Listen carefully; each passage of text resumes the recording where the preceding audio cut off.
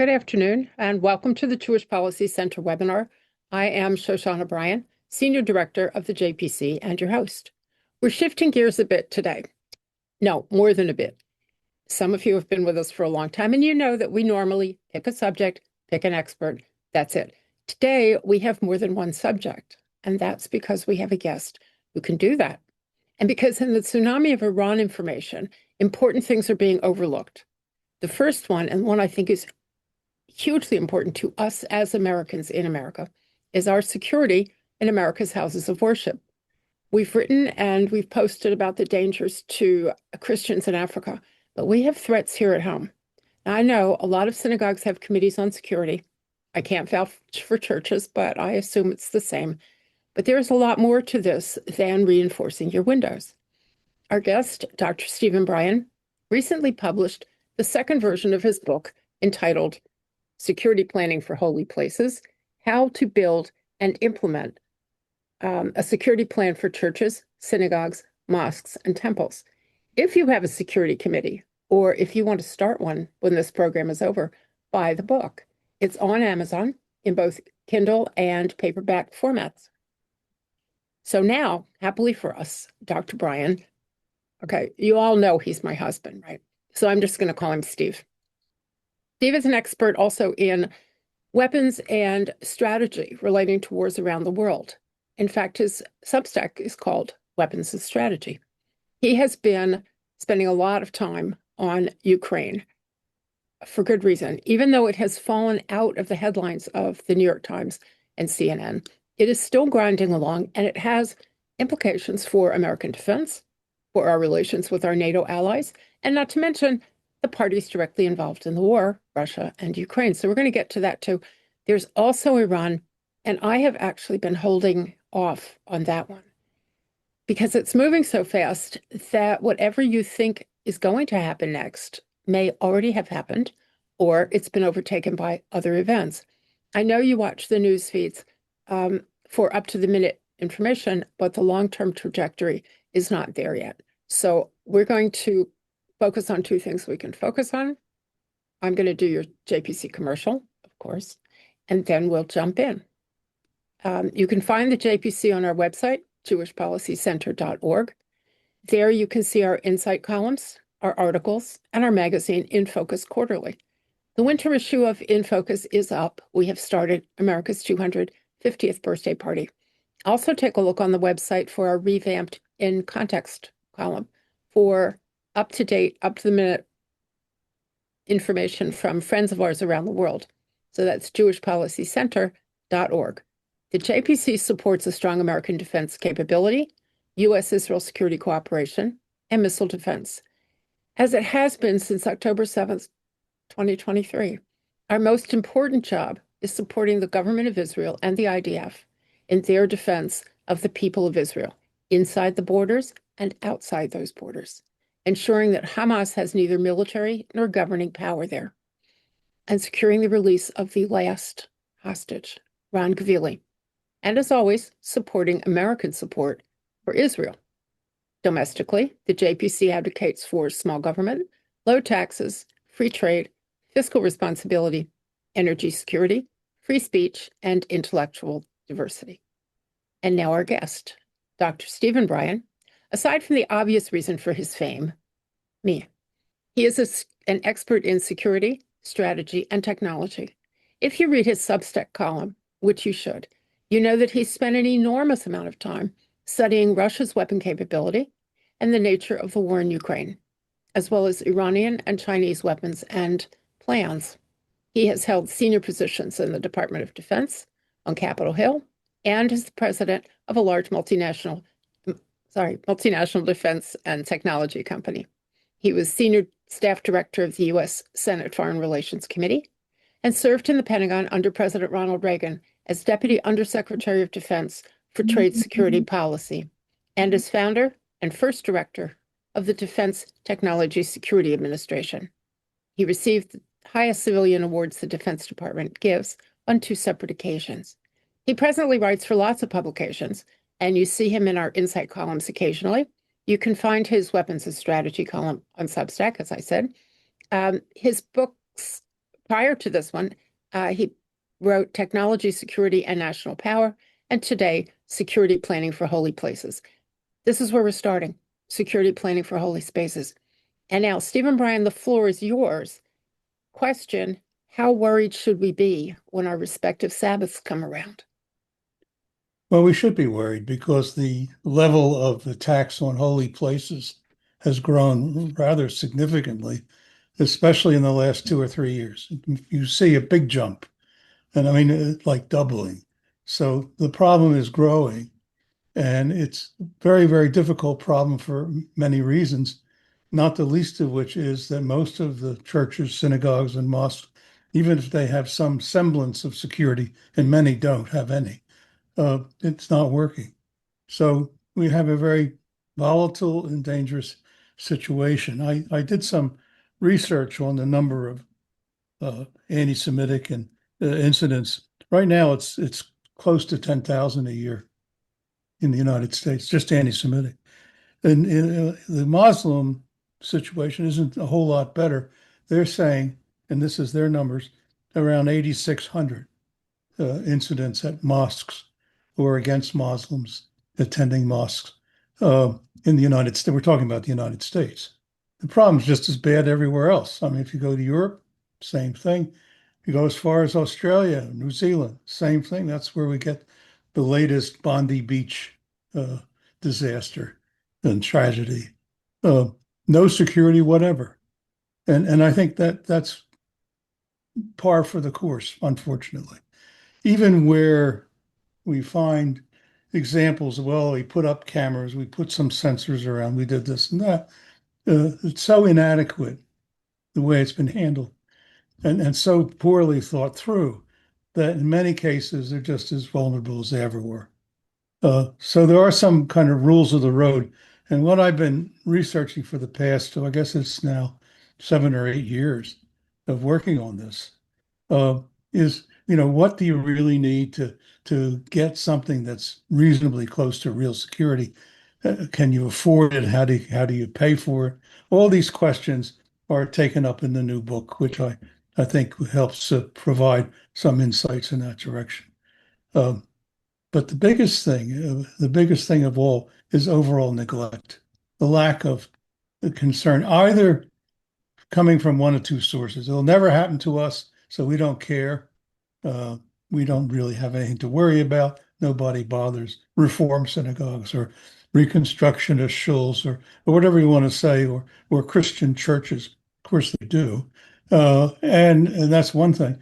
And the other is we don't want guards and we don't want a security environment. We want a welcoming space for our worshipers. So we're not going to put anything uh, in place that would stop an attempt because it's not the right thing to do. And this is a very common attitude amongst uh, rabbis and priests and ministers, uh, imams. There are many of them that will say, "Well, we just don't want that."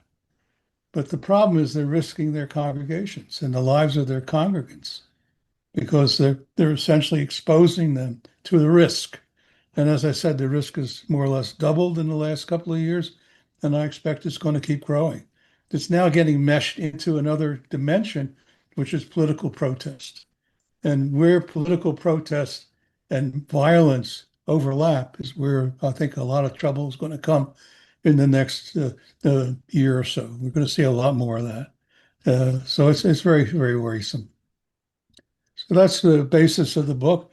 The book provides very detailed information on things like perimeter security, parking lot security, entrance security, which is one of the most important of all at a church or a synagogue or a mosque, uh, what you need inside, and of course, guards, how you should hire guards, what their training should be, how they can be certified or if they're certified. All these questions are taken up. And I even have a chapter on how to get money because at the end of the day, somebody's got to pay for all this. And very much the federal government has stepped in that respect and has really started. It used to be about $25 million a year around for supporting security at churches, synagogues, etc., and actually at other nonprofits too. That wasn't very much money when you think about the whole United States. And now it's just 5 or 6 times that amount and growing. And that's a good thing because the money is mostly there. Some of the ideas behind it are not exactly perfect. Let me just point out a couple.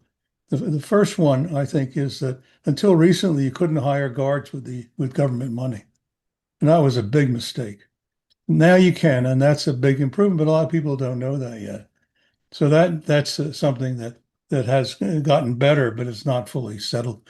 The second is, in order to get a grant, you have to be able to say we have a threat. Well, anybody could say they have a threat, but then the government, of course, wants to know details, and you may not have any details.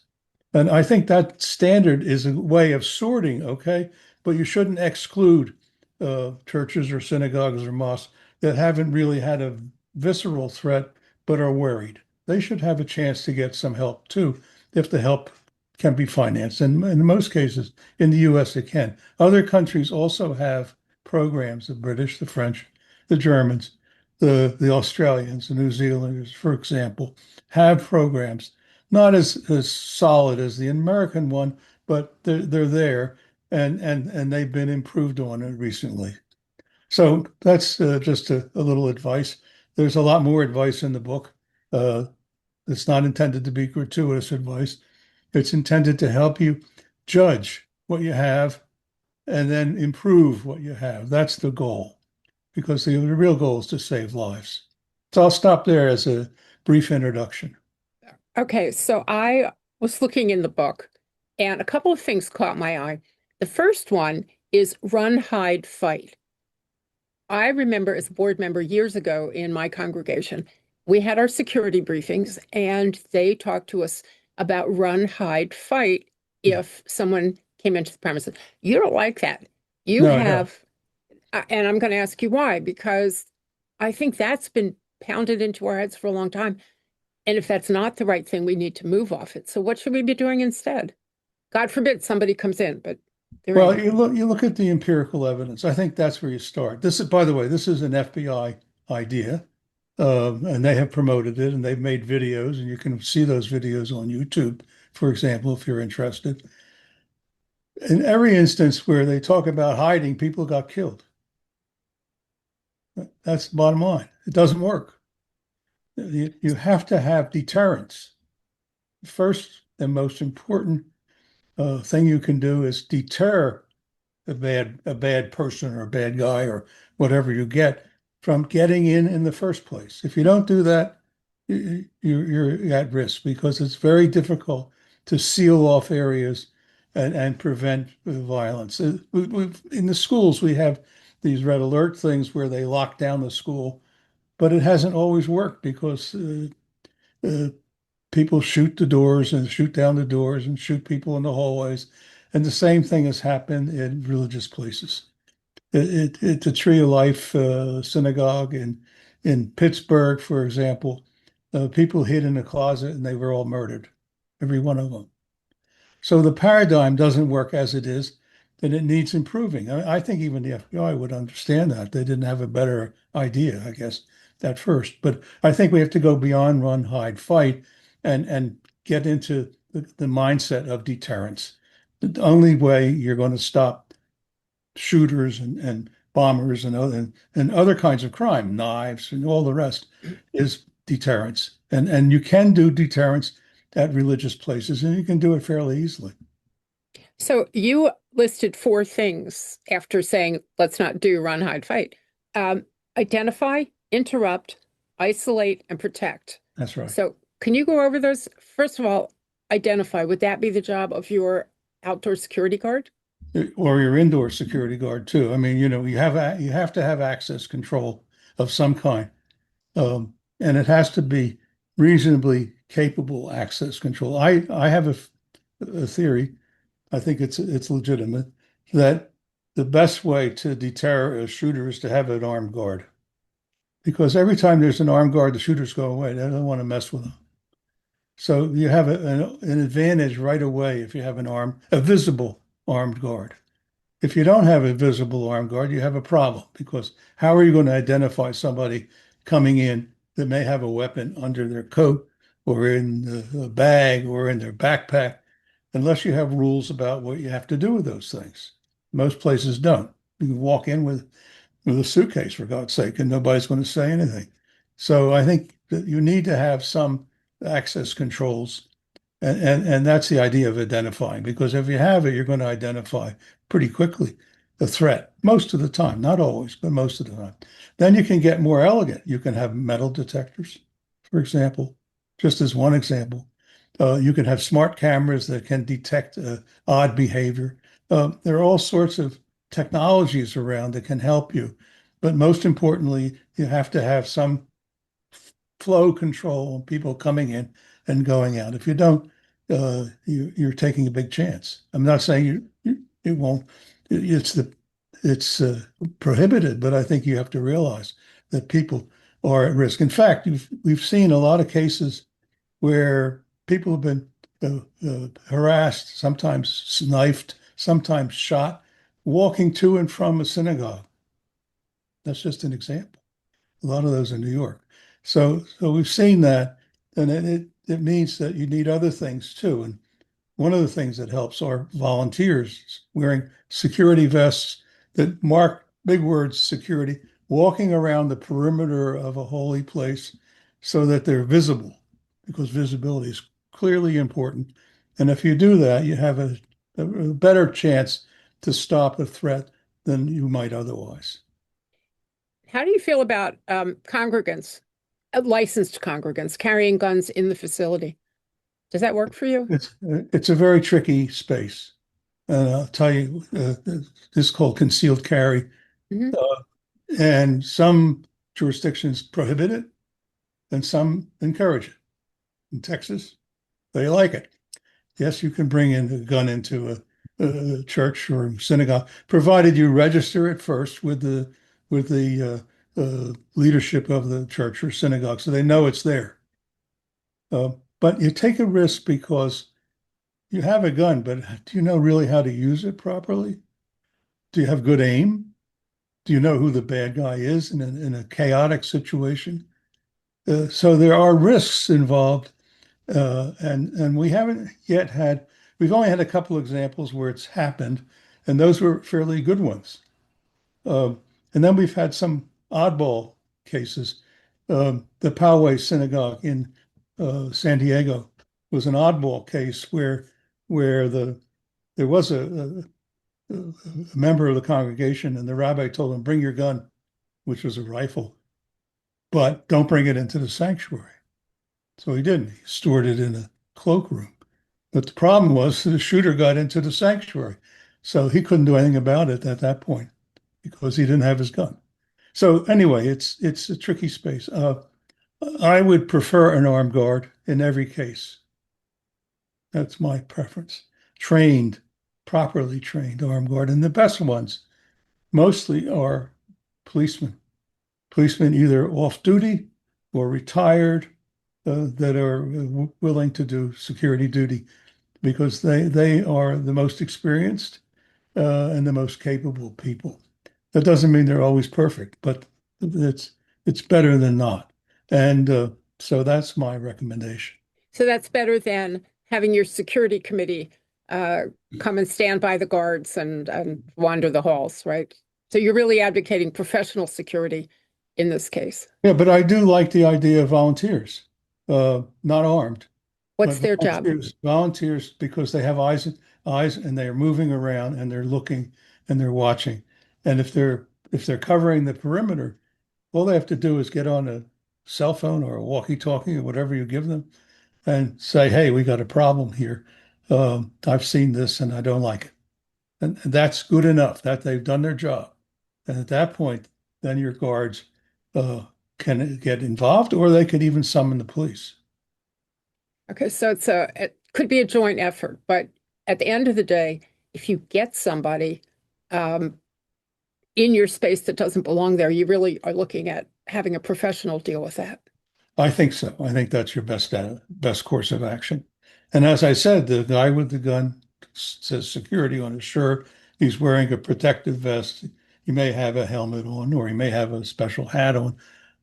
Is going to deter a lot of this because what happened, look, in the real world, what's happened at many of these cases where there have been attacks, churches and synagogues and elsewhere, when there have been attacks, often the attackers have cased out the joint before.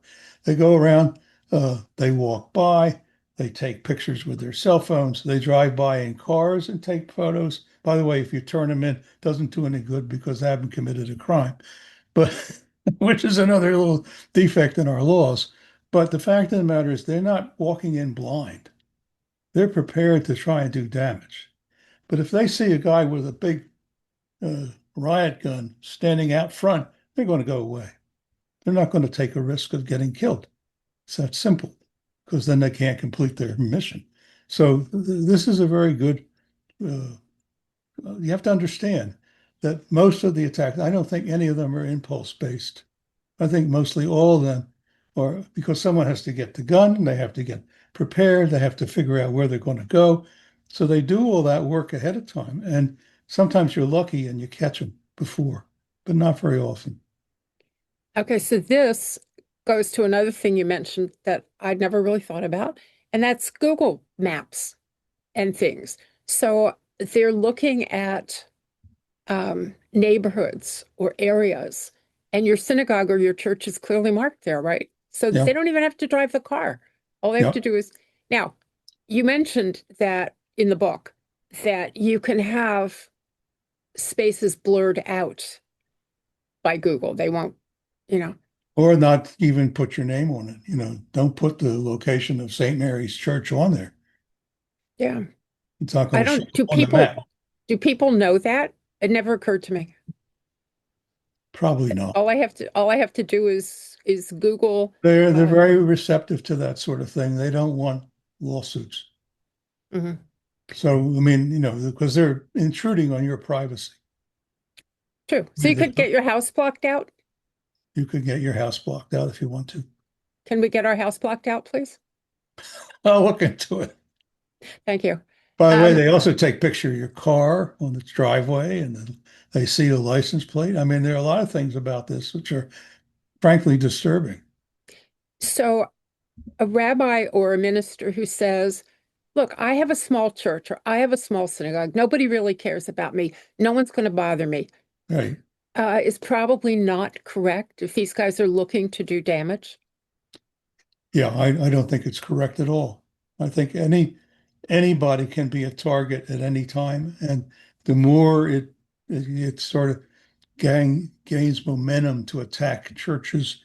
The latest thing in St. Paul, Minnesota is a great example of where they just walked into, there was no security there, whatever. They just walked in and disrupted the services. Luckily, there was no violence of physical kind. There was plenty of intimidation and very scary screaming by these people, intimidating not only the pastor and the congregants, but the children that were there. They were cursing at children. Well, it's pretty easy to see how this can get out of control very quickly. Yeah. So, I mean, yeah, anything. Who would have thought a little church in St. Paul, Minnesota would be attacked? But there it was. And who do you know in your congregation that might attract the protesters or troublemakers or just hate? You It know, also, but it also makes me then worry about congregants with guns because you could imagine, you're right, I think that the situation in the Minnesota church could have escalated, but more so if somebody had a gun and thought they ought to take these people out, yeah, the I think intruders. that whenever you have chaos, you lose control. And when you lose control, anything can happen. And violence is the most normal sort of thing. Look, we even see that at football games. So Right. after punching another play, I mean, this sort of thing, it just you want to try and keep things under control and minimize the risk of disruption and trouble. And escalation. So we And had a escalation. question from a listener. Actually, it's not a question, it's a comment. Um, she she wants to know, or she sees that asking the government for money for these things is kind of hypocritical because we're believers in limited government spending. She says there's enough money in charities for the wealthy to fund the kind of security that we need. Why should the government provide this money? because the charities weren't providing it. Well, how do Simple we as make the that. charities provide it? I have no idea. I Oh, mean, all the cases I know about is the churches are broke. They need money for all kinds of things just to keep the heating on and the lights on. So it's not just uh, for security. So I mean, do the foundations and all the money people step in? Hardly, hardly. So I think the government involvement in this is necessary because peace and security are a government matter, really. that makes That's my sense. opinion But anyway. we should still be asking people. I mean, shouldn't we be looking at? Well, I think, many congregations do ask their backers and their supporters, and they do apply for grants from private organizations. And there are a number of Jewish ones, for example, that provide some money, but it's a drop in the bucket compared to what's needed. Okay. Um, I want to say one thing too, just so you know, the getting government money is great, but it's slow. It's slow. so, It takes almost a year to get a grant from uh, the federal government, a year.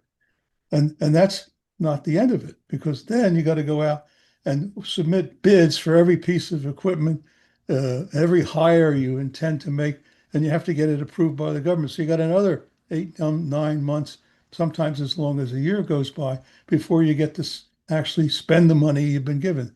So that leaves you at risk for that whole entire period. So it's not a very good system the way it's connived at the moment. It needs work. It needs to be speedlined and improved so that people, the government could just publish a list of accepted products. Products qualified, you can buy that product. That would solve a huge amount of delays in getting this stuff to the congregations. okay. Question from a listener. Are there specific lessons that were learned from the Tree of Life synagogue shooting in Pittsburgh? Yeah, there were. There was no security there, whatever. The shooter walked in. There was nobody at the door, not even a congregant at the door. Nobody. He just walked in, went right to the sanctuary, and started killing. People ran. They ran downstairs to the basement where there were some rooms, and they jumped into a big closet and closed the doors. He fired through the doors and killed them all. So the first lesson is you got to have security. There's no way otherwise. I mean, you just can't save people's lives by hiding, It which is always why comes, I don't like run, hide, fight. Because they never got to fight because they're all killed. Um, so that was a big lesson, I think, that was learned. Maybe the biggest. The other is this guy was threatening them for some time. I mean, they knew who he was. The police knew who he was. It wasn't a secret. Why wasn't he arrested? So I mean, there's a law enforcement problem here we see, and we see it all the time. It's not just here. Police are very reluctant to do very much. I think it's starting to change because of the incidents, the growing incidents of hate that are occurring in the United States and elsewhere. But it's so still a long way to go. so it's interesting. I have questions on both sides of this thing. There are questions asking if we should limit guns in the United States beyond where they are presently limited on licensing and concealed carry permits, and stronger mental health background checks in order to give people a gun license. That's on the one hand. On the other hand, I have people who are saying, um, we need more guns. Everybody should be around guns. Everybody should know about guns. Well, How just do you deal? yeah, let's talk about guns Yeah, first, let's. and then talk about I call crazy people. Uh, the first of all, there's always been a push, not always, but recently been a push to limit the so-called AR-15 uh, automatic or semi-automatic rifles, um, thinking that they've been used in many of these cases. There are between 24 and 28 million AR-15 style guns in the United States today. So if you say, oh, we're going to limit new ones, you can do it, but there's still a huge number of these guns around. And once you say you can't buy them legally or in a store, then the black market price is going to triple, quadruple. They'll be there. And then if you say, well, you turn them all in, you can't have them, just confiscate them all, which is pretty harsh and unlikely. But if you did that, there are another 150 to 200 million semi-automatic handguns. So if you can't get an AR-15, you get a handgun. Frankly, a handgun is a better tool to kill people in a small environment like a church than is a rifle anyway. So I don't know if we're looking at the right things here. Well, because it seems to me that what you've just said is if you take away the guns from people who own them and use them legally, all you're left with are the guys who own them and use them illegally. And Well, and that you're may not be creating the best a balance. and you're creating a secondary market for used guns Yeah. at high prices. Most of the times, the guns have been used in both school shootings and in synagogues and churches and all that. They've been legally licensed weapons. Okay, most of the time. Very few. There've been a couple of cases of what they call ghost guns, which Hmm. are 3D printed guns, but mostly the people are just using licensed guns. That's the now the mental health's a big issue. Uh, Theoretically, when you apply for a gun permit, you're asked whether you've been treated for any mental health problem. Of course, you say, no, I'm fine. I'm great. Don't worry Right. about me. Well, you lie. So what? There's no way to check it because we have a thing in the United States called HIPAA, the Health uh, uh, Portability Act. I forget what the rest of the Health Insurance Portability Act. HIPAA is designed to make sure that your mental health information and all your health information for that matter is not shared with the public in any way or with the FBI for that matter. They don't get it. So the database the FBI has that it looks at when you apply for a gun license does not include mental health information that would have been protected by HIPAA. Okay. And most of it's protected by HIPAA. There are some cases where a treating psychiatrist, when he sees a threat to public safety, can call the police and deal with that. Um, but it doesn't work out. There's another thing called red flag laws that are supposed to allow families to turn in their kids and, and their relatives because they think they're a threat because they've lost their common sense, or they're insane or whatever you want to call it, or sick. But these are not very effective. This is a big problem, and people who have been treated for mental illness have gone on to kill people in different places without the government really being aware of who they are, what they are.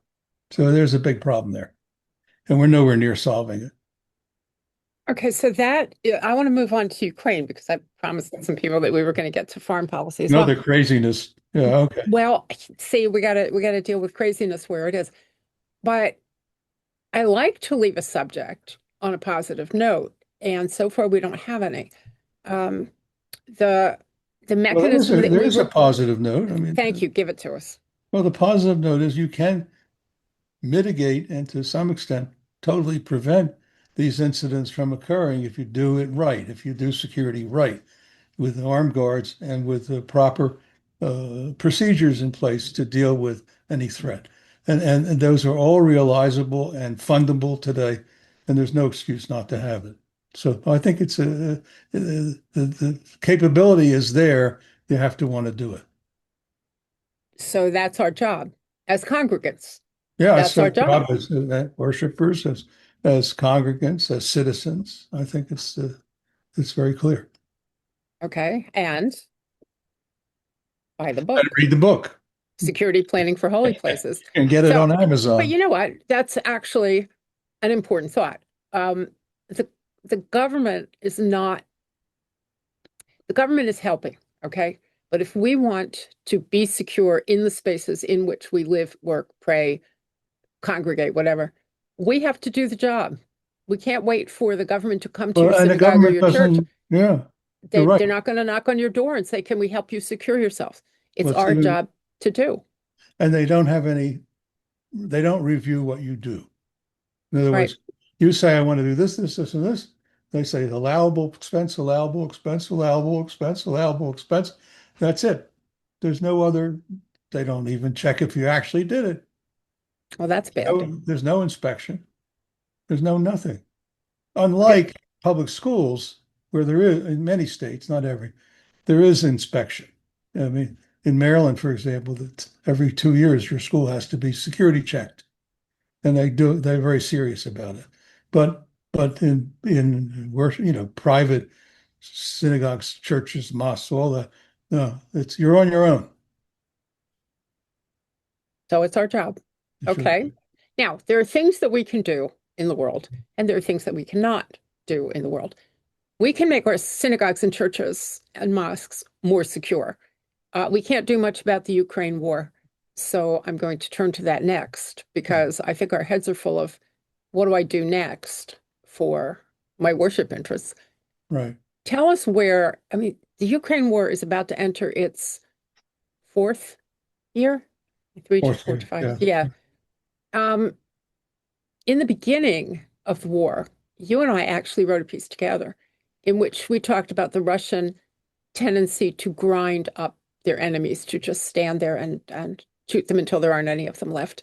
And that was 2022. They're still doing it, aren't they? Yep, How are we doing? not well.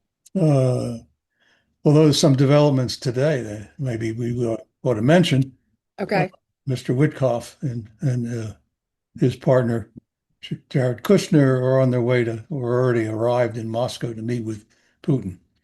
Um, and Trump has re-invited, he uninvited, then re-invited Zelensky to meet him in Davos. Um, so something's going on. And then there's a trilateral, when I say trilateral, I mean Russia, Ukraine, and the United States meeting scheduled for the UAE in Abu Dhabi, uh, probably on the 23rd or the 24th, to take up the technical issues. And that moment almost always refers primarily to territorial issues. So it may be that they're closing in on some deal, uh, or at least they claim they are. Whether they are or not will remain to be seen. Um, but the Russians seem anxious to have this meeting. In fact, they asked for Witkoff to come. It was at their invitation, not at Witkoff's suggestion. So those are interesting developments. As far as the war is concerned, it goes on. The Russians are destroying a lot of the civilian infrastructure, especially power facilities, power generation facilities, power transmission facilities, and other infrastructure, communications, and so on. It's getting pretty bad because it's a very bad winter right now in in Ukraine, especially in Kiev, where the temperatures are around 1 degree Fahrenheit, which is cold. 60% of Kiev is without power, which means no water because you can't pump it, no pumps. Which means no sanitation because there's no sewage control, and which means no heating. So it's very bad. About according to one report from the mayor of Kiev, some 600,000 people from Kiev have already gotten out of the city. So the Russian plan is to essentially hobble and destroy Ukraine's infrastructure until they surrender. I think that's a simple plan. It's not an unusual strategy. It's a strategy that goes back even to the Romans and before that, to the Greeks. Thucydides talks about how Athens was surrounded and starved out, and then they threw sick animals over the parapets to make people ill. I mean, the whole thing was to destroy their will to fight, and that's what's going on in Ukraine today. The Russians have a considerable advantage in terms of manpower. Uh, they're right next door to Ukraine, so they can funnel supplies in very easily. Um, and basically, the West is running out of resources to keep the Ukrainians in the fight. Uh, Europeans claim a lot and do a little, and the U.S. used to do a lot, but it's doing less, mostly because the arsenals aren't there. So it's a grim situation, and maybe it's time to solve it if it can be solved. So what does the Russian ask? What do you think the Russians would settle for at this point? I think the two main things the Russians want, as I understand it, are the five territories that they claim they have annexed, which is uh, the two Donbass territories, Zaporizhzhia, Kherson, and Crimea. Um, that's the number one goal, which they occupy in different parts. In Luhansk, for example, they've got about 95%. In Donetsk, they've got about 80, 85%. Zaporizhzhia, I don't know. Kherson, I don't know. And of course, in Crimea, they control 100%. Um, so they want those. That's number one. And then number two is they don't want any NATO forces in Ukraine in future. None at all. Now, they may Okay. have to come up with some sort of compromise on number two, but I don't think they're likely to make a compromise on number one. And that's the two main, there are plenty of others, but those are the two main ones, in my opinion. And is it your view that Ukraine is still holding out for everything at once, which is the return of those territories? Yes, that's been their position. So And let's, it still is their position. well, maybe yes and maybe no. I mean, I don't think you'd be going to technical talks in UAE that are going to look at maps unless you're ready to move on to a deal. At least that's how it sounds like. Zelensky is the one who announced this, by the way, this trilateral meeting in UAE. He publicly announced it today. So it seems to me that maybe they've had a change of direction. I also think the Trump administration has told them they have to make a deal, that they're not going to be patient anymore. Um, they got into big duck soup over the Paris, so-called Paris Accord, which almost scuttled any possibility of peace talks entirely, and which Witkoff unfortunately endorsed, and I think was likely to sign, except he was told not to, probably by Trump and by Rubio. But that's a speculation on my part. But in any case, what you can see at the moment is that the pressure is on. He can't sustain the war and have all his people freeze to death. It doesn't work that way. So he's in a very difficult position. So let's speculate for the moment, and say that that's how it goes. The Russians want formal recognition of their positions in Ukrainian territory, and the Ukrainians say, well, we can't fight you anymore. What do the Europeans do? They've been really agitating to put Ukraine in NATO and fight the Russians with our Well, weapons and our money. some of them have. The So worst, the British. who's on which side? Okay, let's take a look. The worst are the British, followed by the French, both of whom signed the Paris Accords saying they will send troops to Ukraine if there's a ceasefire. Something unacceptable to the Russians um, entirely. The Germans, however, said, no, we're not sending any troops. We're not signing the agreement. If we put troops anywhere, it will be on NATO territory. So they backed out. The Poles absolutely backed out. The Italians backed out.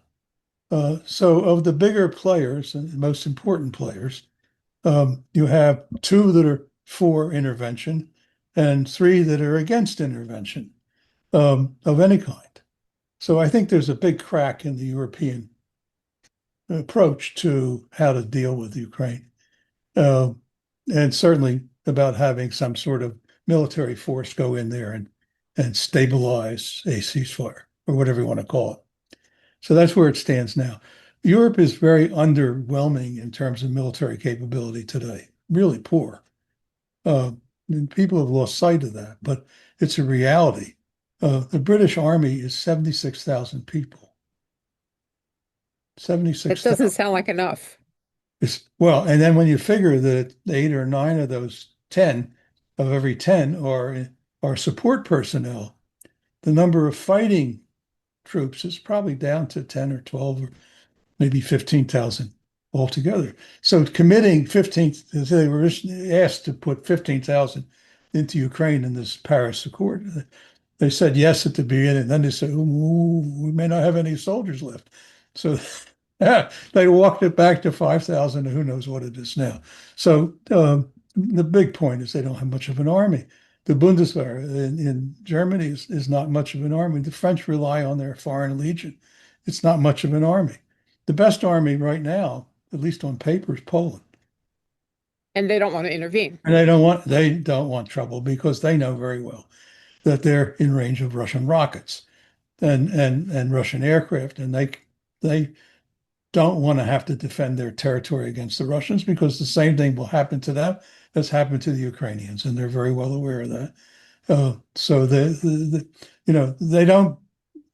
Once in a while they say, "Oh, the terrible Russians," but for the most part they're being cautious as hell, and that's smart by them, I think. So that's what we got now. Is there a better way out than just some kind of territorial deal? There might be if people were really creative, but I don't see much creativity these days. Well, I actually thought there was creativity at one point when the president offered to put mining engineers in Ukraine and take minerals and things out, and you wouldn't have soldiers, but you would have um, Yeah, that's obviously still on the table. it's Uh, still on the table. oh I yeah, liked that one. and in fact, that was planned to be discussed between Zelensky and Trump at Davos, but Trump said no, we're not going to discuss it now. Uh, And I think because that tells you a lot that Trump wants Zelensky to bend and to make a deal. Then they'll come back with that sort of solution. There are other solutions that could be worked out. I mean, taking territory doesn't mean you own it forever. right. So It's, what's there are, the League of Nations had all these gimmicks of what did they call those things when they took over mandates? They mandates. had mandates. So you could turn it into a mandate with a time limit. Hong Kong was a mandate with a 99-year limit. Okay, the British walked out, so they made it 79 years. But anyway, point is that you can do things that are more creative and they leave an opening for reconciliation in the future. And Yeah, but at the only end if of the both day, you sides need want, that. only if both sides agree. If Putin thinks he's winning, maybe he just hangs around and wins. Yeah, but he Because wants other things. I mean, I think if I understand this thing right, and I could be wrong, Putin wants a relationship with the United States, economically, technologically, and strategically. What's going on here? Have you looked at Putin's friends recently? First of all, many of them are just collapsing. Iran, Syria, just to name a few. Uh, North Korea, well, for what it's worth, but it's an isolated hermit dictatorship of questionable longevity. The big one is China. right. But there's always been a tension between China and Russia. And he doesn't want to take a back seat to the Chinese. Russia does not want that. But he's forced to do it right now. So I think he wants to balance his relationships. And he wants to get rid of the sanctions because at the end of the day, the main trading area for Russia in the future is going to be Europe. So I think on the whole, there are incentives for Putin. And that's why when Ushakov, the Russian negotiator who has been talking to the US side, who's mainly an economist, uh, has been trying to work on these types of questions. I don't know if he's gotten, and I told you the wrong name. His name is Dmitriev. Uh, Dmitriev has had these meetings with Witkoff and others, and with financial people in the U.S. And he's American educated, Harvard educated. English is perfect. He knows his stuff, and Putin has given him a big role to play. I don't think Putin would do that if he just wanted to smash Ukraine. I mean, he wants a different outcome. And so there's room for compromise and there's room for deals and there's even room for reconciliation if it's done right. Whether we get there or not, I don't know, but there's a potential. Okay, so that's like the good news side. Yeah, that's the good news side. Okay. Bad If news that's the side, best people news, are, it's the bad news side. But more than just the bad news side on Russia and Ukraine specifically. You talked about a rift in NATO between the ins and the outs, Yes. which seems to me, and the low level of military readiness and capability in NATO. And now we're having this argument about Greenland, which apparently the president has resolved. We'll see how it comes out. He's not I going don't to know. he's not going to invade Greenland. I'm not Not worried right about it. now. Not now. But all of this would lead me, if I were Putin, to think that I could score other kinds of gains in Europe, economic and other gains. They were getting money for energy. They could turn that back on. Metz is sorry now that he canceled the last nuclear reactors. But I see a problem in Europe that we haven't seen for a long time, which is divisions within NATO that could mean a lot. NATO is a problem right now because it's weak. It depends utterly on the United States. Otherwise, there's really no NATO to talk about. And there's a lot of anti-American hostility in Europe, which is churned up by left-wing leaders in the UK and Macron. I don't know what you'd call him, strange man, but he's constantly trying to stick his finger up Trump's nose. So, I mean, this sort of thing has consequences. It divides the alliance. And on top of that, and this is my personally greatest concern, is NATO changed from a defensive alliance, which it should be, to an expanding alliance, trying to add countries. You know, they're talking about Georgia, they're talking about Ukraine, talking about Moldova, which is a tiny little place, and other places. I mean, they're even talking about, Armenia. I mean, this is all craziness. If you dilute an alliance this way, it's not an alliance anymore. You mentioned Moldova and Georgia. Wasn't there an agreement between the Russians and NATO that those people were not going to join NATO? Is Yeah, NATO now is there NATO was now overstepping that agreement? no, NATO's overstepped it from the beginning. Well, I know the whole Ukraine thing. Offering Ukraine NATO membership, which they did. It's a program, you qualify, you go through a process. But yeah, they offered them NATO membership. That was very much against Russian interests, and they had received a pledge. I think it was in 2008 in Budapest that it wouldn't happen, but it did happen. So I think the Russians don't trust NATO at all, and don't trust the Europeans at all either, because they see them as behind all this. Although the U.S. was behind it too, no doubt. The previous administration supported NATO expansion. I think it's one of the biggest historical mistakes ever. It's a disaster from the very word go because it involves combat, potential of combat and conflict, which could have been easily avoided. There wouldn't have been a Ukraine invasion. It would never have happened. And Putin says that, and I agree with him. I think he's right on that score. Not that the Russians didn't do a lot to cause trouble. That's not the point. The point is that when you expand NATO, you create a threat to Russia. They understand that. Russia once had the Warsaw Pact, but after 91, they no longer had Eastern Europe and they no longer had the Warsaw Pact. They came up with some other things, but nothing supplemented it. And then they see NATO expanding. What are you supposed to conclude? It's not pleasant if you're a Russian. So they're very worried about that. They have some grounds to be worried, although the actual military threat from NATO is, I think, marginal.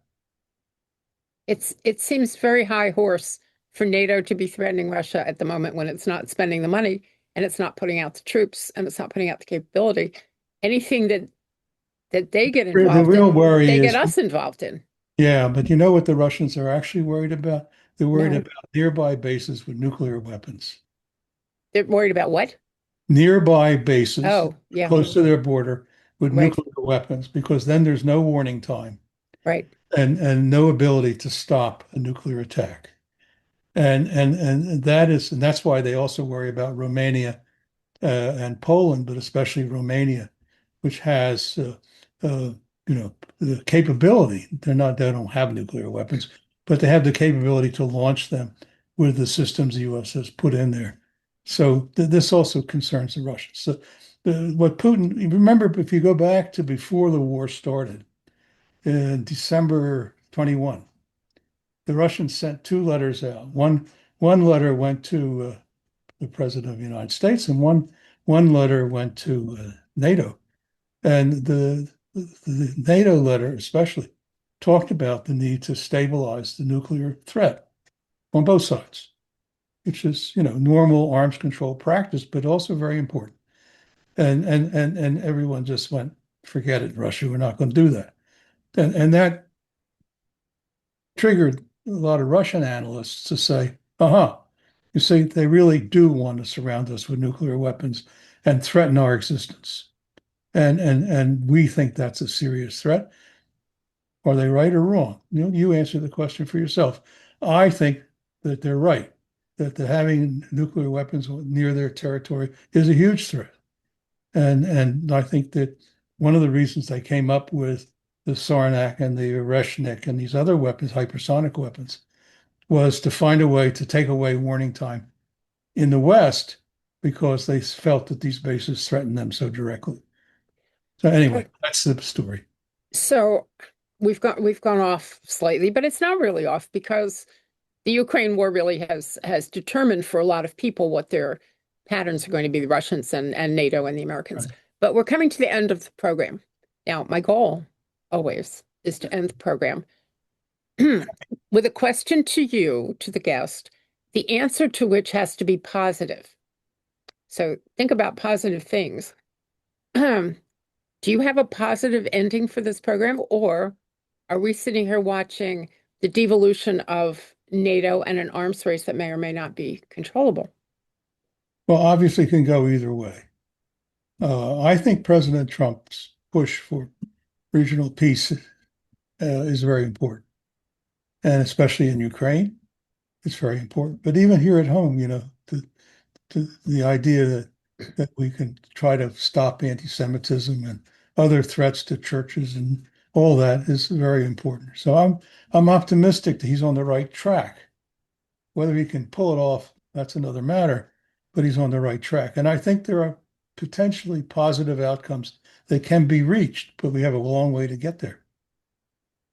Well, I'll take that as semi-positive, and Semi, I'll let you semi-positive, and I'll let you go on that note. thank you. With one last question. What's for dinner? I haven't decided yet, Oh, but we'll either make something or go out. okay. Now there's a positive answer. So we've come to the end of the program. We have a positive way to stop. I will remind you, security planning for holy places, and we will be back. Thank you for joining us. And Stephen Bryen, thank you for joining us. Pleasure. Thank you so much.